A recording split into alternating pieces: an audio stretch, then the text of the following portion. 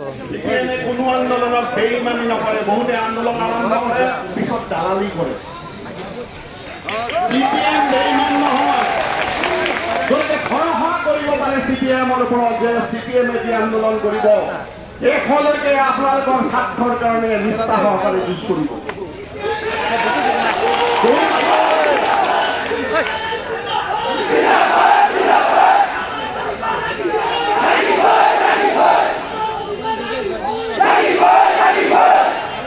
দুই নম্বৰ, গোৱালপাৰাত মাত্ৰ এবাৰেই CPM-ৰ MLA হৈছিল বীৰেন চৌধুৰী।